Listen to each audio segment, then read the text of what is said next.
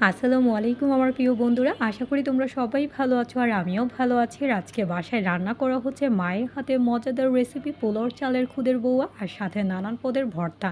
আর খুদের বউয়া আরও বেশি ভালো লাগে যখন বাইরে বৃষ্টি হয়। আর যেহেতু আজকে বাইরে ধীরে ধীরে বৃষ্টি পড়ছে আর এরকম ঠান্ডা ঠান্ডা বৃষ্টি ভেজা ওয়েদারে খিচুড়ি আর খুদের বউয়ার কিন্তু সত্যিই তুলনা হয় না। আর যেহেতু বৃষ্টি পড়ছে তাই পরিবারের সবার আবদারে মা আজকে বাসায় রান্না করছে খুদের বোয়া। ভাবলাম বন্ধুদের সাথেও শেয়ার করা যাক। আর মা এখানে খুদের বউয়া রান্না করার জন্য পাতিলে সয়াবিন তেল বসিয়ে দিল আর সাথে এলাচ দারচিনি আর অল্প একটু পেঁয়াজ কুচি দিয়ে ভালো করে নাড়াচাড়া করে এখন আদা বাটা রসুন বাটা দিয়ে দিল, ভালো করে নেড়েছে। এখন অল্প একটু পানি দিয়ে দিল।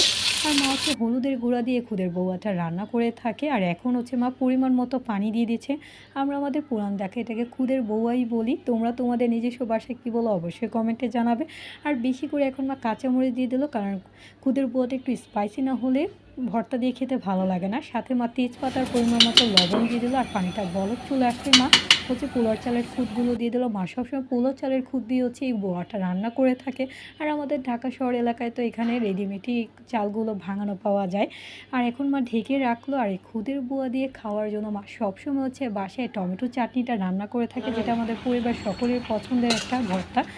শুধু অল্প একটু পানি আর লবণ দিয়ে হচ্ছে টমেটোগুলো কেটে বসিয়ে দিয়েছে। আর এখন একটু ভালো করে নাড়াচাড়া করে নিচ্ছে। আর পুরোটা পানিটা শুকিয়ে আসলেই হচ্ছে এখন ভর্তাটা মাখিয়ে নিচ্ছে। আর ভর্তাটা মাখানোর জন্য আগে থেকে হচ্ছে পেঁয়াজ কুচি আর হচ্ছে শুকনো মরিচ তেলে ভেঙে নিয়েছি হাত দিয়ে। এখন অল্প একটু সরিষার তেল আর হচ্ছে লবণ দিয়ে ভালো করে ভর্তাটা মাখিয়ে নিচ্ছি। এটা এতটা টেস্টি হয় বন্ধুরা।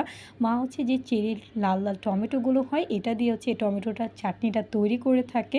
তোমরা একবার হলো বাসায় তৈরি করবে, সত্যিই ভালো লাগে। এটা ভাত দিয়ে যে কোনো কিছু দিয়ে ভালো লাগে। আর অল্প একটু ধনেপাতা মেখে নিলাম, আরও বেশি ফ্লেভারফুল হবে। আর খুদের বোয়া হবে, বাসায় শুটকি ভর্তা হবে না তা কি হয়, তাই চ্যাপা শুটকি ভর্তা তৈরি করছি। আর এখানে হচ্ছে আরেকটা ভর্তা তৈরি করছি, সেটা হচ্ছে কালো জিরা ভর্তা। আর এটা আজকে দেখালাম না কিভাবে তৈরি করছি, কারণ এটা রেসিপি অলরেডি আমার ভিডিওতে দেওয়া আছে। আর এখন একে একে ভর্তাগুলো হচ্ছে বেটে নিচ্ছি। এখানে কালো জিরা ভর্তা আর শুটকি ভর্তাটা বেটে নিচ্ছি।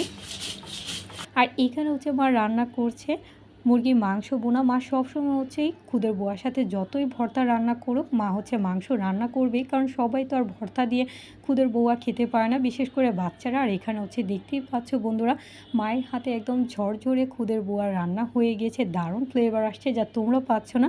আর এখানে হচ্ছে পারফেক্টভাবে মায়ের হাতে মুরগির মাংস বোনাও রেডি হয়ে গেছে। আর এখানে সব কিছু যেহেতু রেডি হয়ে গেছে, সুন্দর একটা প্লেটার তৈরি করে নিলাম। বন্ধুদের সাথে তো শুধু মায়ের হাতে রান্নাই শেয়ার করে খাওয়াতে পারে না, অবশ্যই ইনশাল্লাহ একদিন খাওয়াবো। আজকে এই পর্যন্তই ভিডিওটা শেষ করছি। আশা করি ভালো লেগেছে। লাইক কমেন্ট শেয়ার করতে ভুলবে না। যারা আমাকে সাপোর্ট করছে অসংখ্য ধন্যবাদ। আল্লাহ হাফিজ।